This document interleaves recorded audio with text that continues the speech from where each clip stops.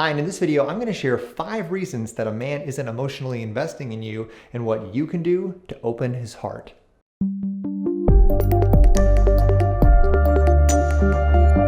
Hi ladies, Matt Shaffer here, your empowerment, connection, and relationship coach. I'm a former attorney who's committed his life to supporting you and creating the sort of fun, fulfilling, dynamic connections and relationships with men that you are so worthy of. And I'm really excited about today's topic.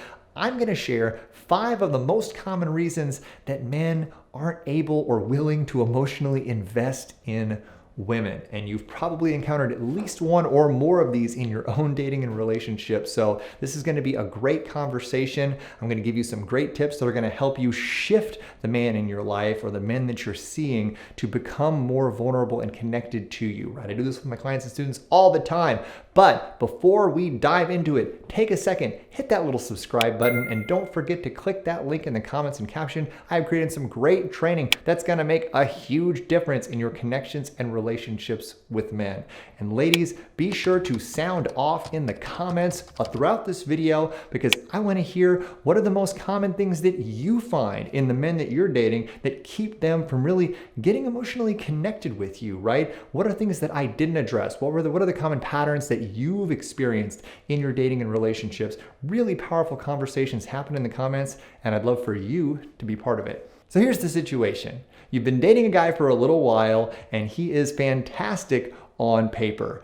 He's attractive, he's charming, you guys get along, and really you see the potential for there to be an emotional connection and emotional possibilities with him. But as things progress, you see that something's missing. He's just not opening up to you emotionally. He's being sort of reserved, so sort of distant, maybe a bit aloof, and really it just kind of feels like there's a failure to launch happening on his end of the relationship, and it's got you feeling kind of like you're lost in space.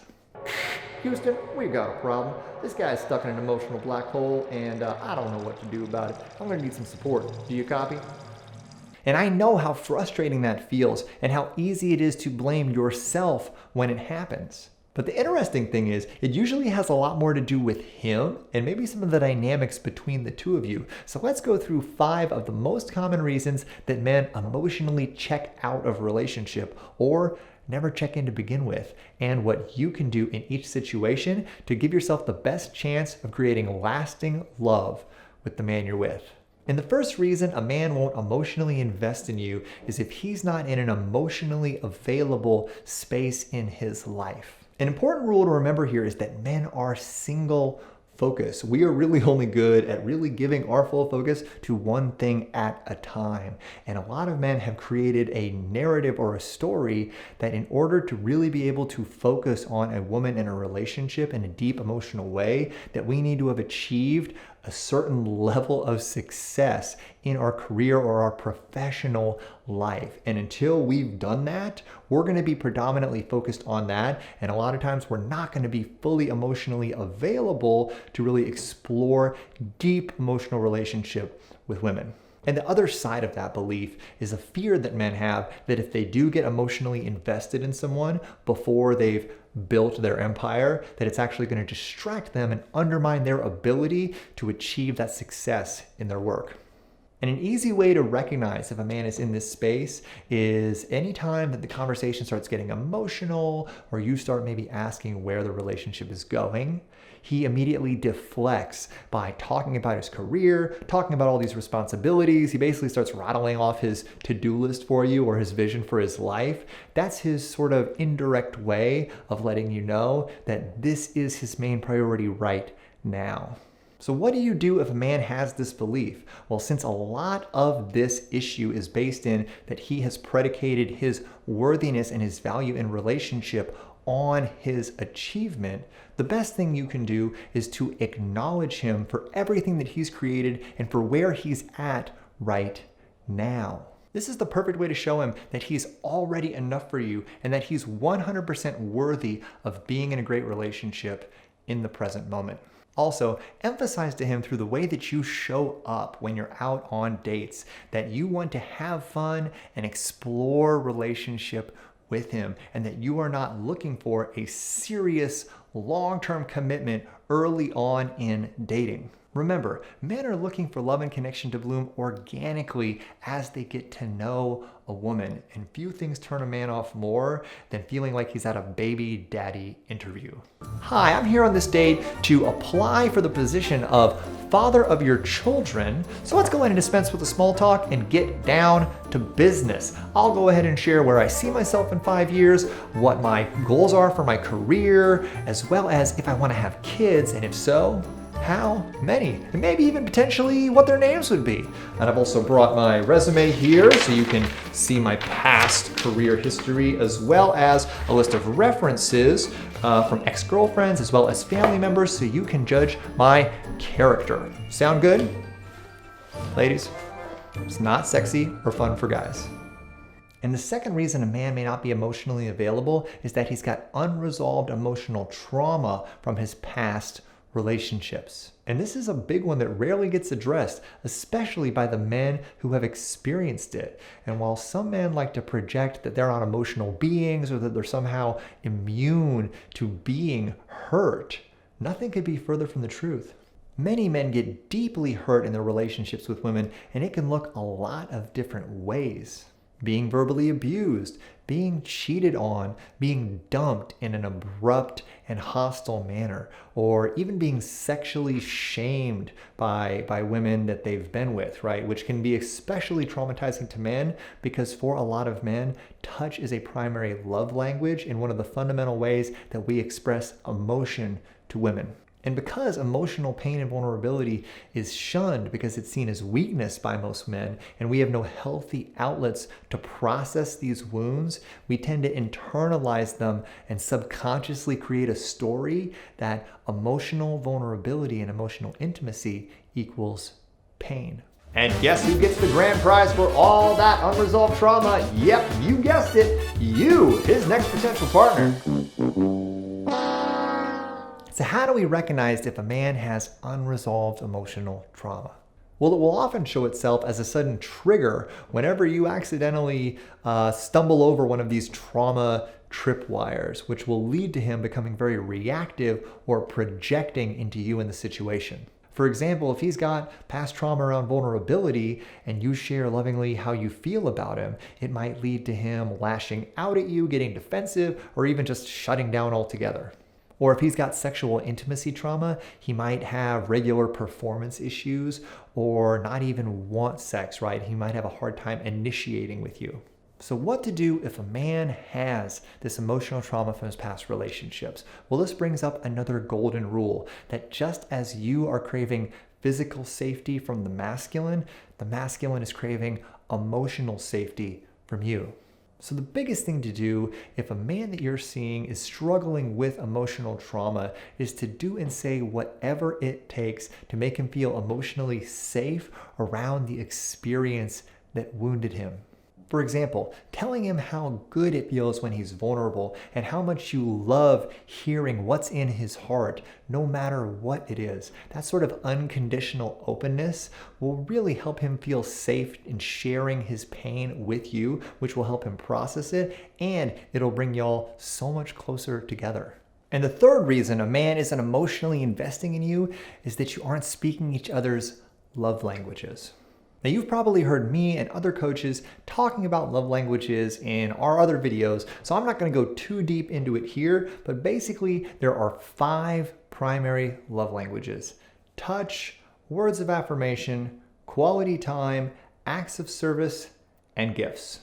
Now, every guy has at least 2 love languages that he enjoys receiving emotion through.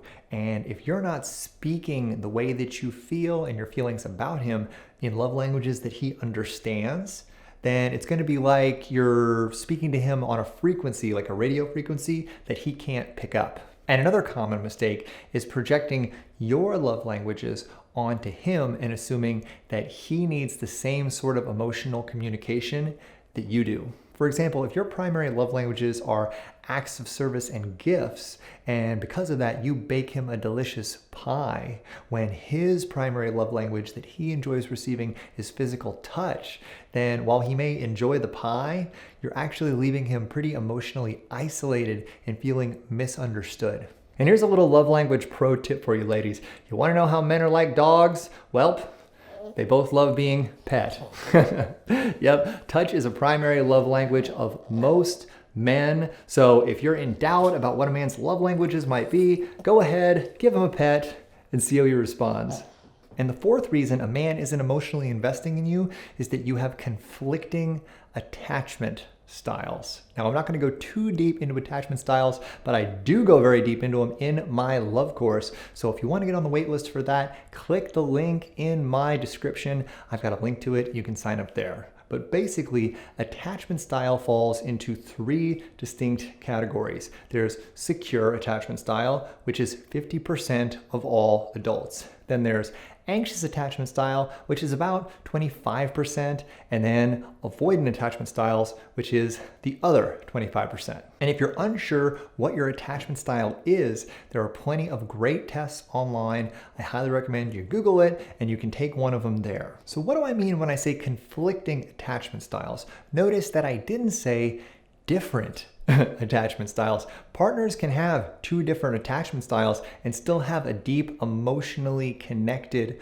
relationship. For example, two partners who are both anxious attachment style and are aware that they're both that way can work through their fear of abandonment and build and deepen their emotional connection by continual, meaningful, loving communication. That's a great way for them to accommodate each other in a conscious way. However, if you're anxious attachment style and aware of it, and he's avoidant attachment style and he's not aware of it, he's going to see your fear of losing him as drama, and he's going to see all your efforts to try to bring him closer to you as an invasion of his freedom and autonomy, which is going to lead to him pushing you further away, and it actually creates a really toxic cycle called the anxious avoidant trap, that a lot of times those two attachment styles, they really create a really harmful yo-yo of the anxious partner trying to get the avoidant partner to come closer to him, which then triggers him and has him push away on her. And I say him, but either the man or the woman can be avoidant. It definitely works both ways. So if you suspect that your partner isn't emotionally investing in you because you have a conflicting attachment style issue and he's not conscious of it, it's probably time for a really deep conversation where you both share what your needs are in relationship and the role that attachment style plays in those needs. Because if he's invested in you, if you're someone that he really wants to spend time with in his life long term, he's going to be willing to adjust and accommodate for any attachment style dynamics that may exist in your relationship. It really comes down to you both learning how to adapt to each other's unique needs. And the fifth reason that a man isn't emotionally investing in you is super simple. It's that he's just not your person. I included this as a catch-all because sometimes there isn't one specific issue or reason that a man isn't able to emotionally connect to you. It's just that for whatever reason, the two of you just aren't compatible in a deep, long-term way. And guess what? That is perfect. It is completely fine. It's so important to remember that a huge part of the process of dating in a relationship is connecting with, experiencing, and releasing a variety of partners and growing and learning and expanding from each one of those connections. And that's why it's absolutely crucial that we consciously release outcome dependence as we're meeting and getting to know men. Don't be dependent on any particular outcome, especially in the early stages of dating. Don't get attached to it in an unhealthy way. And releasing outcome dependence allows us to show up genuine and empowered when we're out there dating and getting to know men. And it also allows us to gracefully release those guys that aren't serving us for whatever reason. Remember, you're not out there dating to be a perfect match to every man that you meet. You're here to be your authentic, genuine, radiant self and to connect with and find the men out there that see and cherish your light and not waste too much of your time with the men that don't. So if you're dating a guy and showing up as your radiant, empowered, authentic self, and for whatever reason he's not seeing it and he's just being aloof or manipulative or anything like that, don't stress out and spend too much time trying to analyze and figure out what the reason might be. Simply acknowledge without judgment that he's just not your person and lovingly release him, standing firm in your knowing that there are other guys out there who are worthy of being in relationship with you and will see the true beauty of who you are. So ladies, there are a ton of reasons that a man may be unwilling or unable to emotionally invest in you or a relationship with you right now. And as we've talked about today, a lot of them have very little to do with you, right? So those 5 common reasons that we discussed are, number 1, that he's simply not in an emotionally available space in his life right now. Remember, men are single focused, and if he doesn't have his career or his professional ducks in a row, he's not going to feel that he has a lot of bandwidth left to give you and the relationship that you're worthy of. And the best way to help a man who's developed that belief is to let him know how worthy he is right now and how you're not just looking for a baby daddy interview. You want to get to know him and see if love can bloom with him exactly where he's at in this moment. And a second reason a man might be emotionally unavailable is that he's got unresolved emotional trauma from his past relationships. And the way you'll be able to see this is if he gets reactive or defensive or shuts down with a particular type of experience. And remember, if he gets that way, the best way for you to respond is to create emotional safety around that experience for him through your words and your actions. And the third reason he isn't emotionally investing in you is that you are not speaking each other's love languages effectively. So it's important to not project your love languages onto him. Take the time to learn how he loves to receive and express love and really cater to that in the way that you emotionally communicate with him.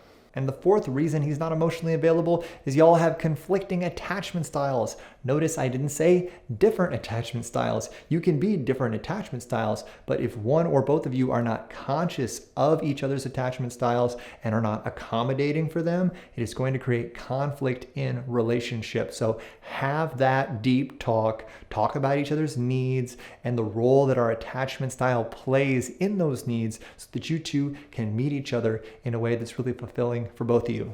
And the fifth reason he's not emotionally available to you is that he's simply not your person for any one or many reasons. And it's not your job to try to play Sherlock Holmes and figure out what his issues are or try to fix him and convince him that you're worthy of being in a relationship. If a man simply isn't your person, it is best to just lovingly release him and trust that there are wonderful men out there that are waiting for your time and attention and love. So sound off in the comments, ladies. Let us know what your biggest takeaways were from this video, what your biggest patterns you've seen with men not being able to emotionally invest are in your own relationships. Share that wealth of wisdom with the tribe. A lot of women have huge breakthroughs from reading the comments. And don't forget to hit that little subscribe button if you haven't already, and be sure to click that link in the comments and caption. I have created some awesome content that's going to make a huge difference in your connections and relationships with men. Thanks so much for stopping by, and I'll see you in my next video. Bye-bye.